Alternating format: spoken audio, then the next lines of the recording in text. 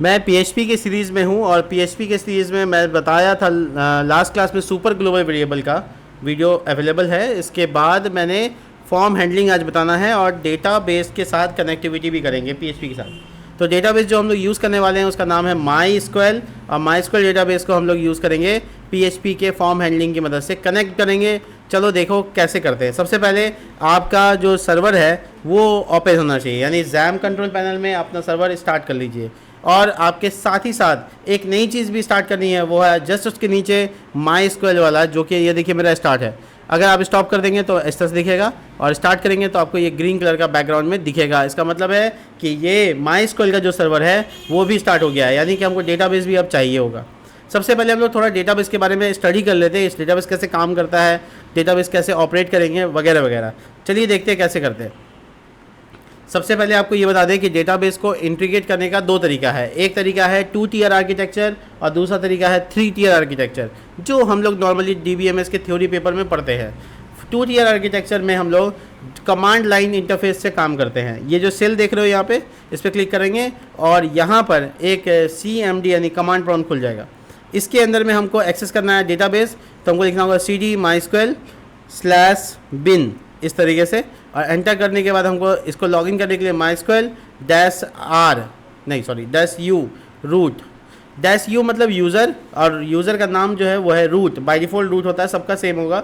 इसे हम देख देख के इसको लिखिएगा तो भी हो जाएगा। उसके बाद देखिएगा कि यहाँ पे MariaDB करके एक डेटाबेस खुल गया है। MariaDB एक डेटाबेस का इंटरफेस है जो कि कमांड लाइन इंटरफेस पे काम करता है। और दूसरी चीज़ ये कि ये एक ऐसा डेटाबेस है जिसके अंदर हम कमांड टाइप करके ऑपरेट कर सकते हैं। ये 2 टियर आर्किटेक्चर है, याद रखना। 1 टियर आर्किटेक्चर होता है, 2 टियर होता है और 3 टियर होता है। 3 टियर में GUI इंटरफेस होता है, प्रेजेंटेशन लेयर जिसको बोलते हैं थ्योरी में, और इसमें नहीं होता है। इसमें डायरेक्ट क्या होता है, एप्लीकेशन लेयर होता है। और ये जो हम लोग एक्सेस कर रहे हैं वो एप्लीकेशन लेयर से कर रहे हैं। तो हम लोग यहाँ पे सबसे पहले देखेंगे कि मेरा कितना डेटाबेस पहले से है। तो 100 डेटाबेसेस, ऐसे अगर एंटर करेंगे तो आपको डेटाबेसेस नज़र आ जाएंगे। ये सारे डेटाबेसेस पहले से बने हुए हैं। आप इसके अलावा अपना एक नया क्रिएट भी कर सकते हो। क्रिएट करने के लिए डेटाबेस क्रिएट डाटाबेस ऐसे कमांड लिख सकते हो। क्रिएट डाटाबेस मान लो गौरव नाम से, देखो, और उसके बाद शो डेटाबेसेस। फिर से देखिए इसमें गौरव दिख रहा है ना। अब हम गौरव को यूज़ करना चाहते हैं तो शो गौरव।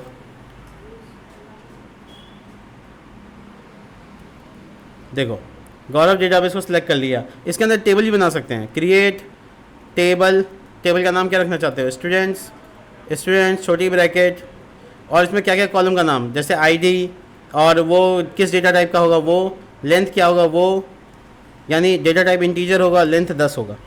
इसमें ऑटो इंक्रीमेंट, यानी ये अपने आप आगे बढ़ेगा। साथ ही साथ ये प्राइमरी की होगा, प्राइमरी की ये डिफाइन कर दिए। दूसरा कॉलम नेम, ये वेरियस कैरेक्टर होगा और इस तरीके से बता सकते हैं। ईमेल वर्चर यानी वेरियस कैरेक्टर होगा। इस तरह से कॉलम वाइज आप बता सकते हो, इतना कॉलम रख के छोड़ सकते हो। यहाँ क्या गलती कर दी हम, वर्चर 200 वर्चर हमारे जब छोटी और सेमी कॉलम लगा तो दिए ठीक, तो कॉमा छूट गया है, गलती। दोबारा से करते हैं। क्रिएट डेटाबेस, ये देखो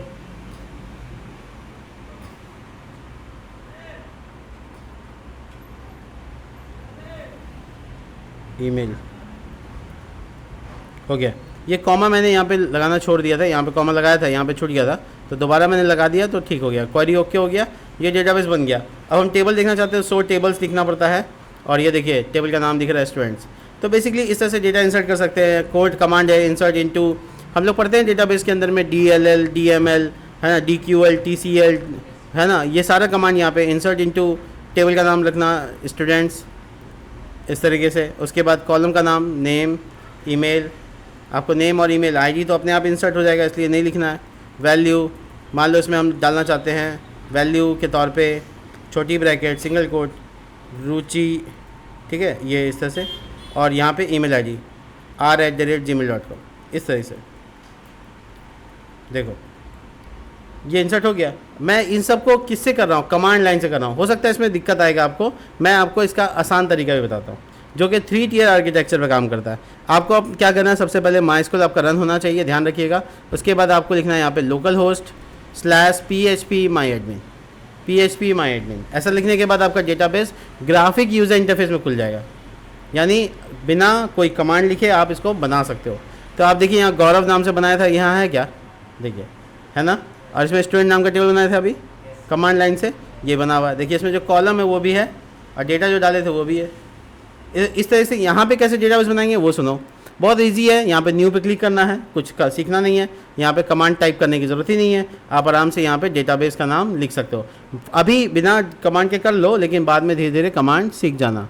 तो यहाँ पे डेटाबेस का नाम लिखिए, डेटाबेस का नाम मान लो कोडिंग, ठीक है, और ये देखो क्रिएट, तो यहाँ देखो कोडिंग नाम का एक डेटाबेस बन गया। यहाँ बना तो वहाँ भी दिखेगा, अगर आप चाहो तो देख सकते हो, शो डेटाबेसेस, देखिए कोडिंग नाम से आ गया। तो जो यहाँ बना है वहाँ बना सकते हो। अब इसमें टेबल का नाम मान लो स्टूडेंट्स रखना चाहते हो, रख सकते हो। 4 कॉलम रखना चाहते हो, 4 कॉलम लिख दो। देखो अब आपको यहाँ पे नाम बताना है, जैसे पहला रोल नंबर रख सकते हो, दूसरा नेम, तीसरा कॉन्टैक्ट, ये सब कॉलम के नाम बताने हैं आपको। अब सबका डेटा टाइप बताइए, रोल नंबर इंटीजर रहेगा, नाम क्या रहेगा, वेरियस कैरेक्टर मतलब स्ट्रिंग रहेगा, वेरियस कैरेक्टर मतलब स्ट्रिंग, देखिए ठीक है। और इसमें जो वेरियस कैरेक्टर होता है उसमें लेंथ बताना पड़ता है, इंटीजर में लेंथ बताने की ज़रूरत नहीं है। तो लेंथ हम 200 सबका रख रहे हैं, लंबा कितना होगा वो बताना है, लेंथ 200, ठीक है। और जो पहला वाला रोल नंबर है ना, इसमें 2 चीज़ें बतानी है। पहला तो ऑटो इंक्रीमेंट पे टिक मारना है, AI लिखा हुआ है सामने, ये आर्टिफिशियल इंटेलिजेंसी नहीं है, ऑटो इंक्रीमेंट है, टिक लगा दीजिए। जैसे टिक लगाइएगा इंडेक्स क्या हो गया, प्राइमरी हो गया, बस इसके बाद सेव पे क्लिक कर दीजिए, ज़्यादा मेहनत नहीं है, हो गया आपका काम, टेबल बन गया। ये सब टेबल का इस्तेमाल हम लोग PHP में करेंगे, ठीक है। अभी मेरा डेटाबेस का नाम क्या है, कोडिंग, ध्यान रखिएगा, और मेरे टेबल का नाम क्या है, स्टूडेंट्स, और कॉलम कितने हैं, 4, और कौन कौन से नाम है सामने हैं आपके। मैं कमांड लाइन वाला में भी देख सकता हूँ इसको, देखो यूज़ कोडिंग, यहाँ भी देखो कोडिंग डेटाबेस यूज़ कर रहे हैं, और शो टेबल्स, देखो है ना, तो यहाँ भी चेक कर सकते हैं। बट कमांड सीखना पड़ेगा इसके लिए आपको, जो कि आप DDML के अंदर सीखते हैं। नॉर्मली अगर आप BCA BTech के स्टूडेंट हैं तो आपके पास ये वाला पेपर थ्योरी में होता है नॉर्मली। खैर अभी हम लोग फिलहाल यहाँ पे क्या करेंगे, PHP में इसको इंटीग्रेट करना सीखेंगे। चलिए देखते हैं कैसे करना है। सबसे पहले हम अपना एक फ़ोल्डर बना लेते हैं यहाँ पे, जिसका नाम हम रख लेते हैं, फ़ोल्डर का नाम रख लेते हैं SMS। SMS का फुल फॉर्म यहाँ पे सेंडिंग मैसेज नहीं है, ये बेसिकली इसका नाम फुल फॉर्म है स्टूडेंट मैनेजमेंट सिस्टम, ठीक है। तो यहाँ पर हम इसको राइट क्लिक करेंगे और इसको VS कोड में ओपन कर लेते हैं ये फोल्डर को। वीडियो देखिएगा, आराम से कीजिएगा, समझ में आएगा, एरर आएगा पूछिएगा, कोई इशू नहीं है। ये फर्स्ट टाइम हो रहा है आपके साथ, तो फर्स्ट टाइम में काफ़ी चीज़ें हो सकती हैं। index.php सब लोग देखिए यहाँ पे, index.php index.php जो ये पेज है, बेसिक इसमें HTML कोड कर लेते हैं, क्या बोलते हो, कर सकते हैं। इसके अलावा हम यहाँ पर और क्या कर सकते हैं, तो यहाँ पर हम नॉर्मली बनाएंगे फॉर्म और डेटाबेस का कॉलिंग। तो फॉर्म बनाएंगे हम लोग, पहले तो हम इसमें टेलविन लगा देते हैं, थोड़ा सा टेलविन करते हैं, ज़्यादा नहीं बट थोड़ा सा करते हैं। स्क्रिप्ट src https/cdn.tailwind css, याद है ना आपको, लिखना एकदम परफेक्ट हो सकता है। इसके बाद आप क्या कर सकते हैं, यहाँ पे आप बना सकते हैं 2 डिवीज़न। तो हम इसमें बनाते हैं div, जिसमें रहेगा फ्लिक्स और गैप, ज़्यादा नहीं, ठीक है। इसके अंदर ग्रीड बना लेते हैं, ग्रीड -calls-2, और आपस में थोड़ा दूरी के लिए गैप 5। ये देखिए पहला डिवीज़न जो मैं यहाँ पे बनाने जा रहा हूँ, क्लास, और ये रहा क्लास क्लोज। तो पहला डिवीज़न जिसमें हम फॉर्म बनाएंगे, ठीक है। फॉर्म बनाया, फॉर्म का मेथड क्या रखेंगे हम, ऑफ कोर्स पोस्ट रखेंगे। ध्यान से देखिएगा, ये फॉर्म हैंडलिंग बता रहे हैं आपको। इसी पेज में अगर आपका PHP का कोड है तो आप यहाँ लिखिए, नहीं तो कहीं और भी लिख सकते हैं PHP का कोड, ठीक है। देखिए हम इसी पेज को लिख रहे हैं, तो इसलिए इसका पेज का नाम क्या है, index.php। नहीं भी लिखिएगा तो भी ठीक है, चलेगा। आपका फॉर्म का टैग है यहाँ पे, आप मार्जिन बॉटम लगाइए 3, और थोड़ा लेबल डालिए। लेबल में लिख दिया नेम। याद रखना डेटाबेस में जो कॉलम्स रखे हैं उसके अकॉर्डिंग ही फॉर्म बनाएंगे।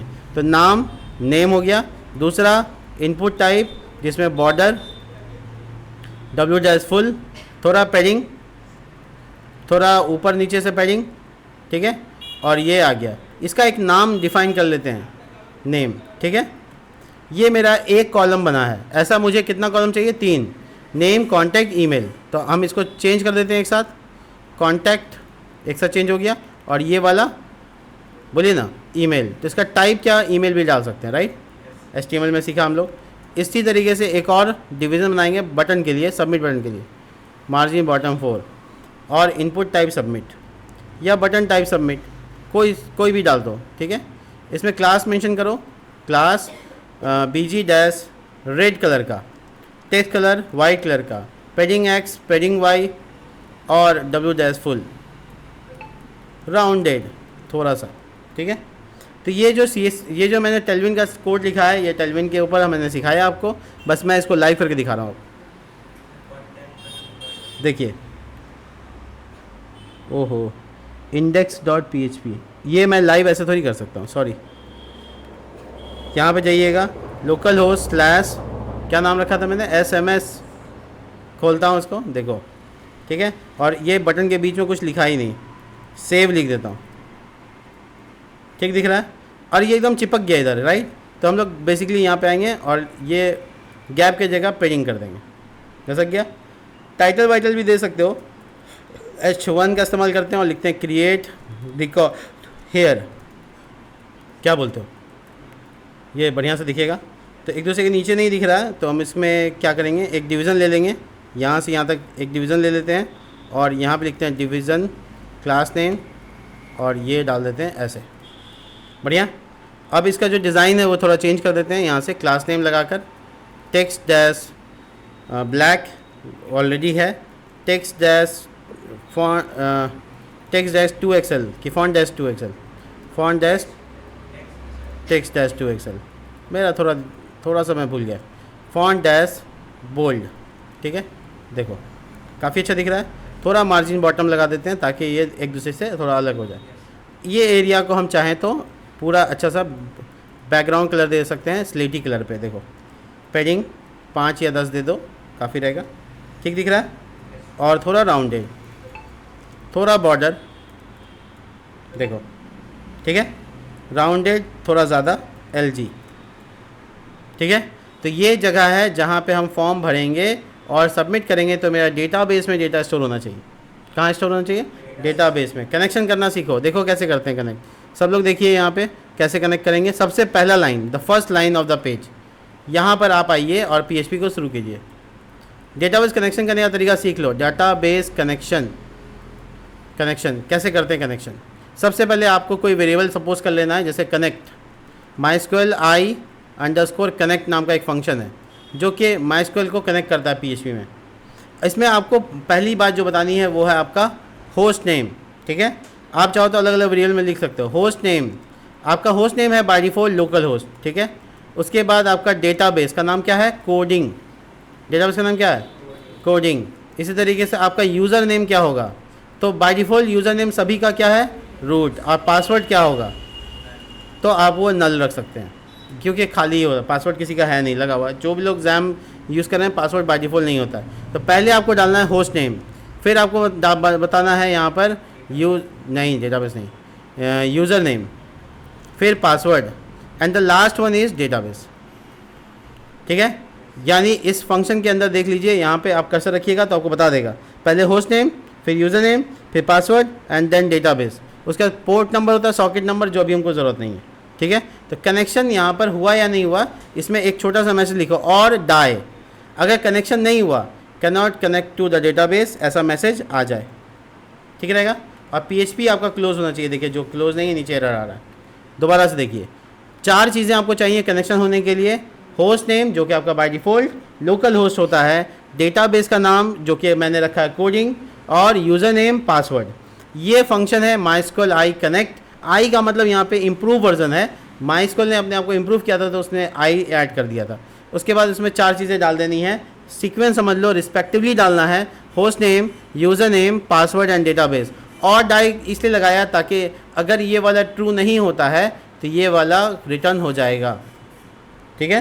ये वाला ट्रू नहीं होता तो ये वाला रिटर्न हो जाएगा। मतलब die can not connect to the database, ऐसा मैसेज आएगा। और आपका कनेक्ट वेरिएबल में ही क्या है? कनेक्शन है। मैंने जब डेटा टाइप पढ़ाया था आपको, याद कर, थोड़ा सा रिपीट कर देते हैं हम आपको। जब आपको डेटा टाइप पढ़ाए थे PHP का, तो उसमें 8 डेटा टाइप बताए थे। मैं रिवाइंड करा देता हूँ आपको। डेटा टाइप पढ़ाए थे, उसमें पहला था सिंगुलर डेटा टाइप।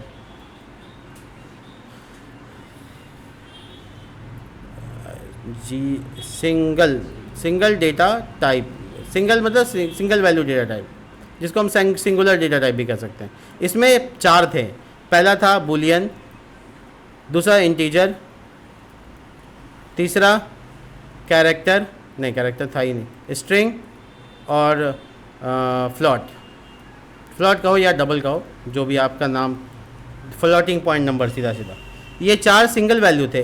उसके बाद दूसरा पॉइंट पे बताए थे आपको कंपोजिट, पुरानी वीडियो में है, आप जाके देख सकते हैं। कंपोजिट डेटा टाइप मतलब एक से ज़्यादा वैल्यू वाला डेटा टाइप। उसमें 2 डेटा टाइप बताए थे, एरे और एनीवन, एरे और ऑब्जेक्ट, ठीक है। और तीसरा जो कैटेगरी था उसका नाम था स्पेशल। वहाँ पहुँच गए। स्पेशल डेटा टाइप में 2 डेटा टाइप था, एक था तुम्हारा नल और दूसरा था तुम्हारा रिसोर्स। याद है किसी को? रिसोर्स। तो रिसोर्स का मतलब outside of the PHP data, मतलब जो पीएचपी का डेटा नहीं है, बाहर से आ रहा है, उसे हम क्या कहेंगे? रिसोर्स कहेंगे। तो यहाँ जो कनेक्ट वेरिएबल बनाना, वो क्या बना? रिसोर्स बना। वेयर डम लगा के देखें वेयर डम क्या बताता है? डेटा टाइप बताता है कि नहीं बताता? बताता है, हम पहले ही बता चुके हैं आपको। चलिए यहाँ पे दिखाते हैं, रिफ्रेश, बताइए। और ये ऑब्जेक्ट में आया और रिसोर्स आया, क्या? पूरा डेटाबेस कनेक्शन आया। तो नॉर्मली हमको इसका काम नहीं है, वेयर डम बता के हम ये बताना चाह रहे थे कि कनेक्शन, इसका डेटा टाइप कोई पूछे तो क्या जवाब दीजिएगा? रिसोर्स। क्यों? क्योंकि ये कहाँ से आ रहा है? आउटसाइड ऑफ द पीएचपी से आ रहा है। माइस्क्वेल पीएचपी के अंदर थोड़ी है, माइस्क्वेल अलग है, पीएचपी अलग है। हम लोग कनेक्ट वेरिएबल को यहाँ पे कनेक्ट कर लिए। अब हम लोग इसके अंदर का जो डेटा फॉर्म में सबमिट करेंगे, वो कैसे उस डेटाबेस में जाएगा वो देखो। सबसे पहले हम इसका पीएचपी कोड लिखेंगे, जो हम लोग पहले लिखे हैं, बट वीडियो रिकॉर्ड नहीं था। देखिए, एक कंडीशन लगाना है, if is set sorry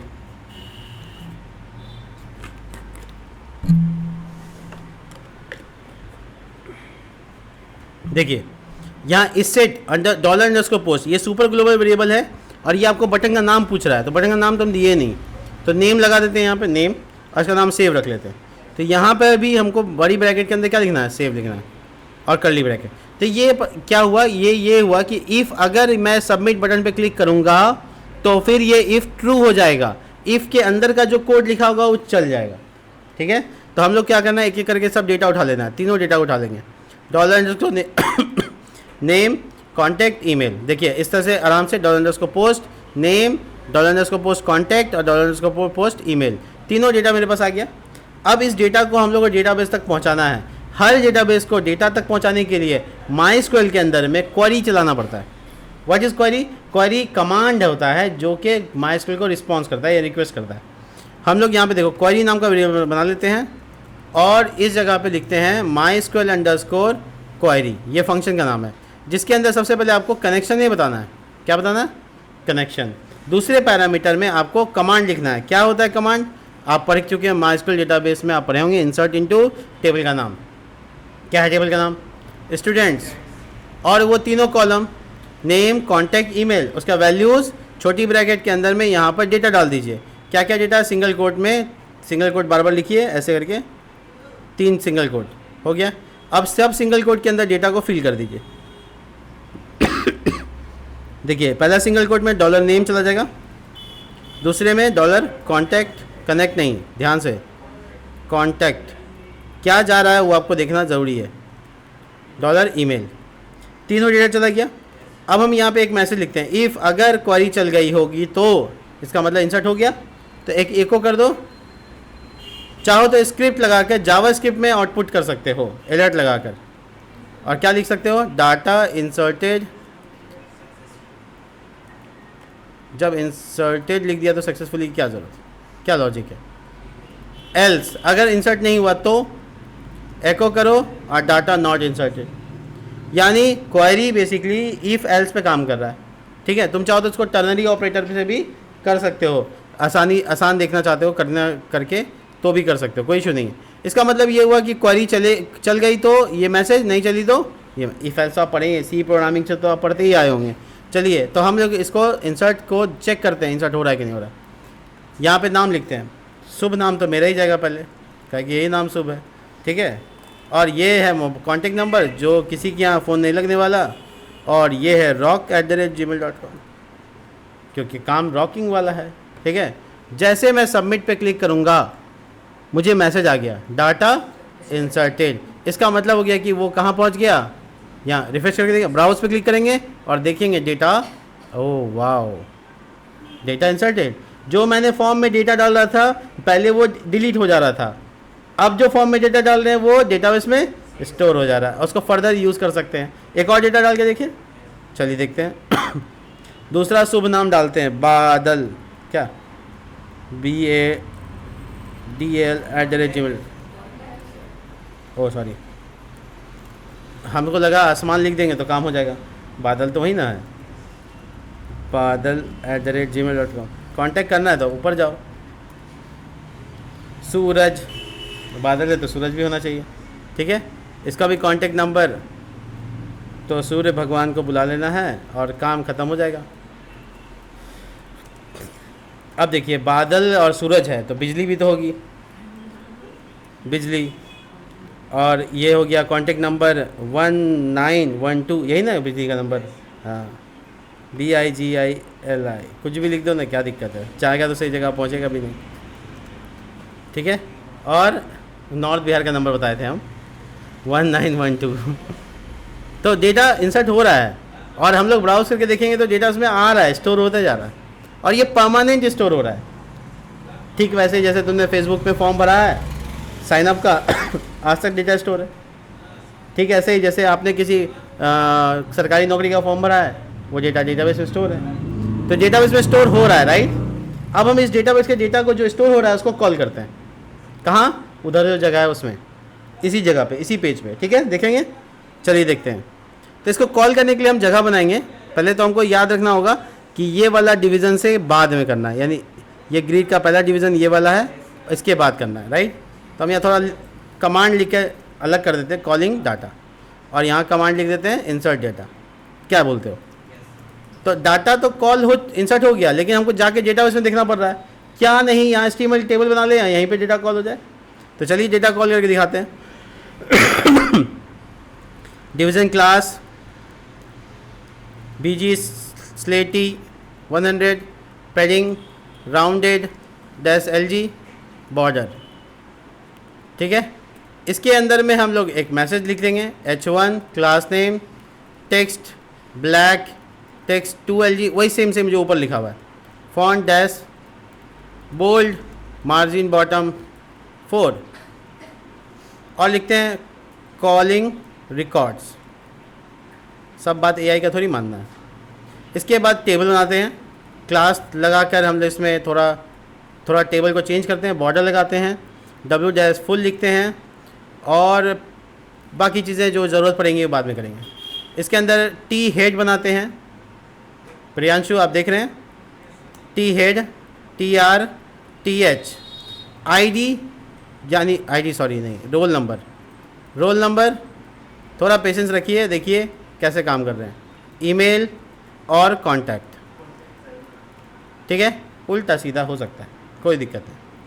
T head के बाद यानी टेबल हेडर के बाद T बॉडी की तैयारी है, T बॉडी के अंदर TR, और यहाँ पे चलेगा लूप। तो फिलहाल अभी हम यहाँ पे कुछ नहीं लिख रहे हैं, बट वो जगह देख लीजिए क्या टेबल वहाँ पे आया, डेटा तो कहाँ आ गया, देखिए गलत जगह आ गया, कोई बात नहीं। इसका जो एक लास्ट एंडिंग डिव है वो वहीं पे ख़त्म हो जाना चाहिए था, और वो हम लेकर आ गए नीचे तक। अब देखिए कहाँ आया, ठीक जगह पे आया, बट इसका अपना खुद का विथ नहीं है, तो W-full, ओ माय गॉड, क्यों ऐसा हुआ?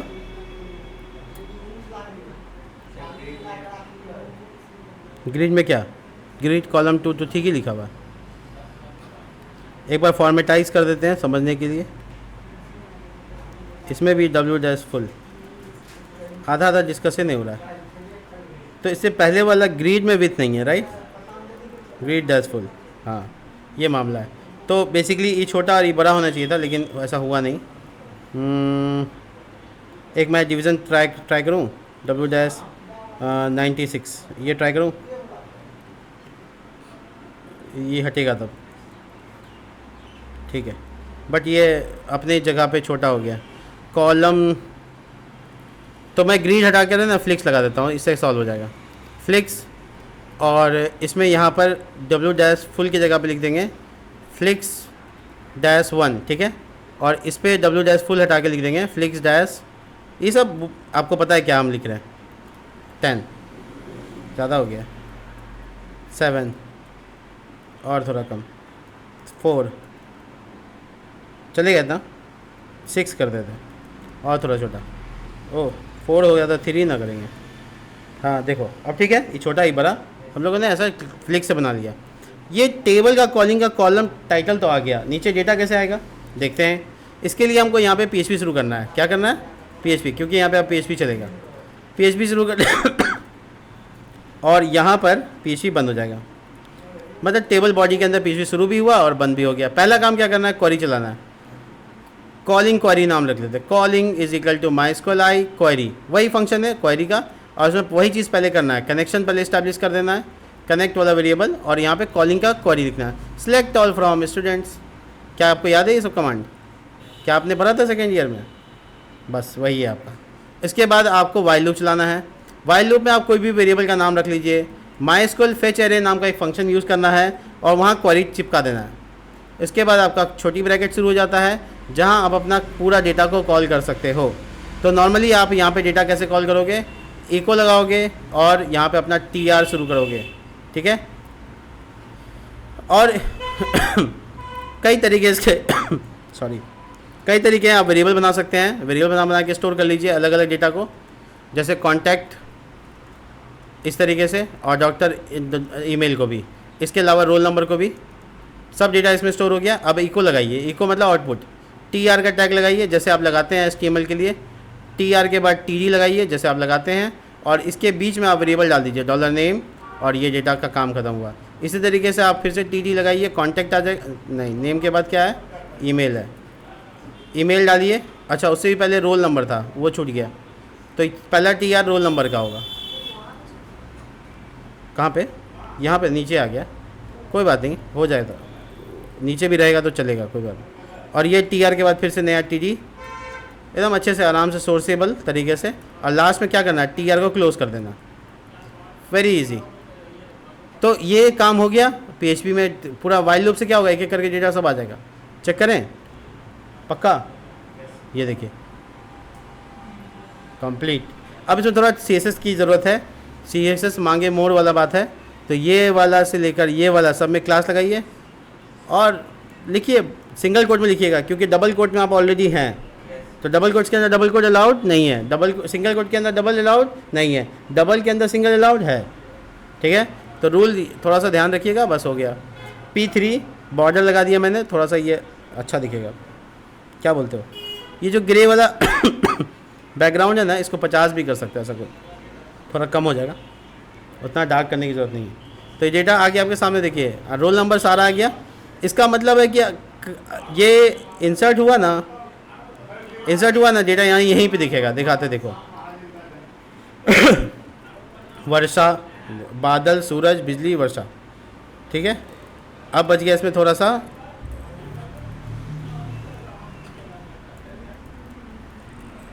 हाँ देखो डेटा इंसर्टेड, बट यहाँ पे वर्षा दिख रहा है, मतलब आपको कहीं जाके देखने की ज़रूरत नहीं है, डेटा यहीं पे कॉल्ड है, राइट। एक बार और ट्राई करें कुछ और,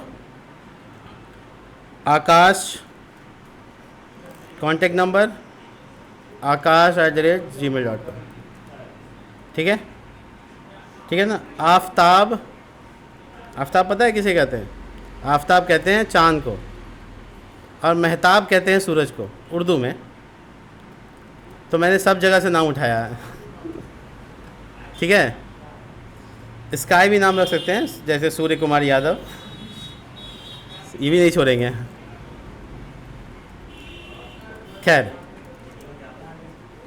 देखिए डेटा बढ़ रहा है, आपके पास डेटा इंसर्ट हो रहा है, डेटा कॉल हो रहा है, इसका मतलब आपका एक मैनेजमेंट सिस्टम हो गया जिसमें डेटा स्टोर हो रहा है, ठीक है।